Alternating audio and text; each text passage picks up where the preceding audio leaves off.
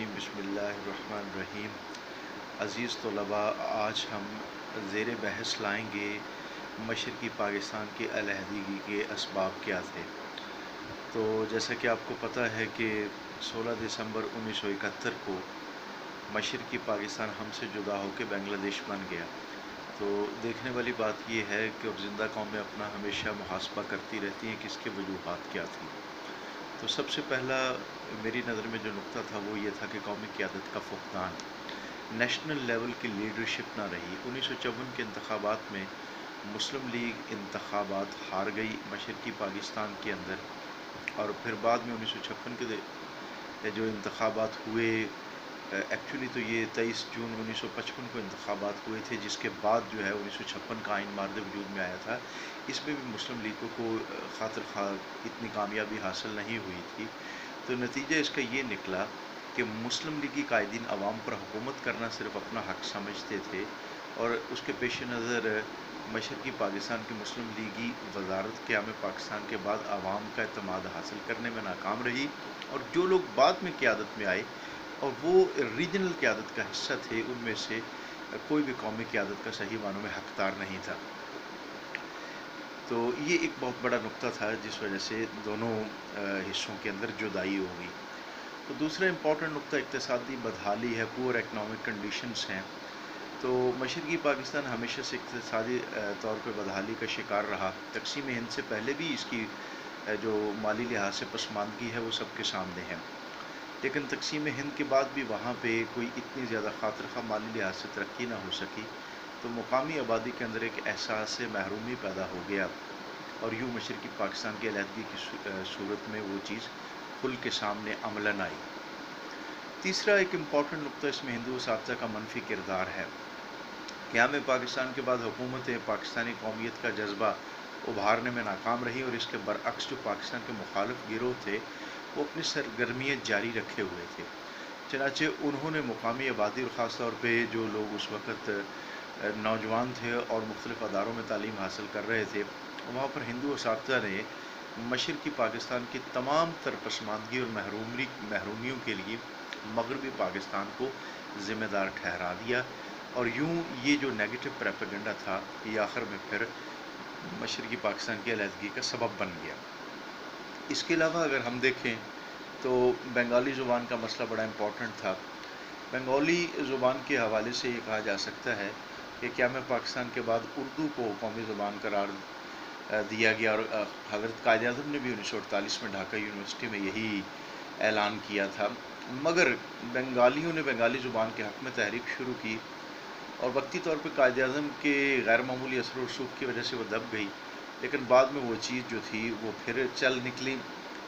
اور اس طرح سے بنگالیوں کے اندر ایک نفرت پیدا ہو گئی کہ ہماری زبان کو شاید کمتر زبان سمجھا جاتا ہے، اور مخالف عناصر نے پھر اس چیز کو بھی کیش کروایا۔ اس کے علاوہ پروونشل پریجوڈس یا صوبائی تعصبات جو تھے وہ بھی کھل کر سامنے آئے۔ تو جو طالع آزما سیاستدان تھے انہوں نے ایوان زرعی میں آبادی کے تناسب کے حوالے سے جتنی نشستیں مشرقی پاکستان کی بنتی تھیں وہ 56 کے دستور میں اس سے کم رکھیں، پھر 62 کے دستور میں بھی اس کی نسبت کم رکھیں۔ تو یہ بھی ایک وجہ تھی صوبائی تعصب کو ابھارنے میں کہ ہماری آبادی زیادہ ہے اور ہماری اکثریت کو نسبتاً اقلیت کے برابر کیا جانے کی کوشش کی جاتی ہے کانسٹیٹیوشنلی اور لیگلی، یعنی آئینی اور قانونی طور پہ۔ تو اس چیز کا بھی ایک نیگیٹو اثر جو ہے وہ برآمد ہوا۔ تو اسی طرح سے جو ہے وہ سیاستدانوں کی علاقائی سیاست جو ہے یہ چیز بھی بڑی سامنے آئی، چونکہ میں پہلے بھی عرض کر چکا ہوں کہ قومی لیول کی قیادت کا فقدان تھا، اور آہستہ آہستہ ہوا یوں کہ جو بڑی قیادت تھی، محترمہ فاطمہ جناح اس وقت موجود نہیں تھیں، سہروردی صاحب موجود نہیں تھے، اسی طرح سے جو ہے وہ خواجہ ناظم الدین صاحب موجود نہیں تھے۔ تو بڑے بڑے وہ لوگ جن کا دونوں اطراف میں اثر و رسوخ تھا، وہ لوگ جو تھے وہ موجود نہ ہونے کی وجہ سے جو میدان سیاست ہے وہ ان لوگوں کے ہاتھوں میں چلا گیا کہ جن کے پیش نظر محدود مقاصد تھے، اور انہوں نے صوبائی خود مختاری کے نام پہ لوگوں کو ابھارا، خاص طور پہ شیخ مجیب الرحمان نے۔ تو وہ چیز بھی مشرقی پاکستان کی علیحدگی کا سبب بن گئی۔ اسی طرح سے ایوب کا جو 10 سالہ دور تھا آمریت کا، تو اس آمریت کے دور کے نتیجے میں بھی بعض پولیٹیکل سائنٹسٹ کہتے ہیں کہ مشرقی پاکستان کے لوگوں کے اندر احساس محرومی جو ہے وہ اور زیادہ ابھرا، اور بہتر تھا کہ کسی ڈیموکریٹک قیادت کے ہاتھ میں قیادت ہوتی، اور کوئی کانسٹیٹیوشن ہوتا ہے جس کے اندر ان کی بھرپور جو ہے وہ نمائندگی ہوتی بنگالیز کی، تو وہ جو ہے پاکستان کے حق میں زیادہ بہتر ہوتا، لیکن ایسا نہ ہو سکا۔ تو اس کے علاوہ مجیب الرحمان کا 6 نکاتی فارمولہ جو ہے، اس کے بارے میں یہ کہا جاتا ہے کہ یہ بھی زہر قاتل ثابت ہوا، کیونکہ اس کے اندر دیکھا جائے تو وفاق کی جگہ پہ ایک نیم وفاق کا تصور دیا گیا تھا، اور مجیب الرحمان جب اس کے اوپر الیکشن لڑ کے کامیاب ہو تو اس نے کہا کہ اب میرے پاس کوئی جواز نہیں کہ میں اپنے 6 نکات سے پیچھے ہٹ جاؤں، کیونکہ عوام نے اسی کے حصول کے لیے تو مجھے ووٹ دیے ہیں۔ پھر بھٹو مجیب اختلافات کے اندر بھٹو صاحب کی خواہش تھی کہ انہیں ڈپٹی پرائم منسٹر بنا لیا جائے، حالانکہ مجیب الرحمان تو اکیلے گورنمنٹ بنا سکتے تھے۔ تو یہ بھٹو مجیب اختلافات جو ہیں، اس کے نتیجے میں بھٹو صاحب نے اسمبلی کا سیشن کا بائیک آؤٹ کرنے کا اعلان کیا، تو یہ بھی ایک بہت بڑا مسئلہ بن کے سامنے آیا۔ اس کے علاوہ اگر دیکھا جائے کہ 23 مارچ 1971 کو مجیب الرحمان نے اعلان بغاوت کر دیا، بنگلہ دیش کے جھنڈے تک لہرا دیے۔ اس موقع کے اوپر فوجی آپریشن ہوا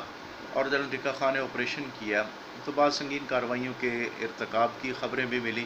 تو اس کارروائی نے بھی مغربی پاکستان کے خلاف مزید رد عمل پیدا کیا، اور مرکزی حکومت عوامی حمایت سے اور زیادہ محروم ہو گئی۔ پھر ایک بڑا امپورٹنٹ ایونٹ ہوا گنگا طیارے کا اغوا ہے۔ اس کی ہائی جیکنگ کے نتیجے میں مشرقی اور مغربی حصے کے درمیان رابطہ منقطع ہو گیا، فضائی لحاظ سے ایک سازش تھی، اور اس کا بھی پھر انڈیا نے بھرپور فائدہ بعد میں اٹھایا۔ علاقائی جماعتوں کی کامیابی، جیسے کہ میں پہلے بھی کہہ چکا ہوں کہ علاقائی سیاست جو تھی وہ پھر غالب آنے لگی قومی سیاست کے اوپر۔ 1970 کے انتخابات میں دونوں صوبوں میں کسی بھی بڑی جماعت کو نشستیں حاصل نہ ہو سکیں، یعنی ایسٹ پاکستان میں جو مجیب الرحمان جیت گیا، لیکن ویسٹ پاکستان میں اس کی کوئی نشست نہیں تھی، اور ویسٹ پاکستان میں بھٹو صاحب جیت گئے، لیکن ایسٹ پاکستان میں ان کی کوئی نشست نہیں تھی۔ تو کوئی بھی قومی پارٹی نہ ہونے کی وجہ سے اقتدار کسی پارٹی کو سونپا جانا مشکل ہو گیا۔ اور آخر میں جو ہے وہ لاسٹ بٹ ناٹ لیسٹ، انگریزی میں جسے کہتے ہیں کہ آخری نقطہ لیکن بہت بڑا نقطہ، وہ ہے بھارت کی فوجی مداخلت اور کچھ بڑی طاقتوں کی سازش۔ تو بھارت نے جو ہے وہ 22 نومبر 1971 کو تو فارملی مشرقی پاکستان پہ حملہ کر دیا، اور اسی طرح ایک مکتی باہنی نام کی تنظیم وہاں پہ موجود تھی، اور بڑی طاقتوں میں روس نے جو ہے بھارت کے ساتھ ایک 20 سالہ معاہدہ کر لیا، ایک ڈیفنس پیکٹ، اور اس کے نتیجے میں اس نے خوب مدد فراہم کی بھارت کو۔ اور یہ جب دو بڑی طاقتیں فوجی قوتیں مل گئیں، اور اس کے مقابلے میں پاکستان کے 34,000 ریگولر ٹروپس اور 11,000 پیراملٹری ٹروپس، ان کے بس کی بات نہ رہی فوجی اور عسکری لحاظ سے کہ وہ اتنی بڑی طاقتوں کا مقابلہ کر پاتے، اور آخرکار یہ 16 دسمبر 1971 کو ہتھیار پھینکنے کی طرف چلے گئے۔ اور ڈاکٹر صفدر محمود صاحب اپنی مشہور زمانہ کتاب پاکستان کیوں ٹوٹا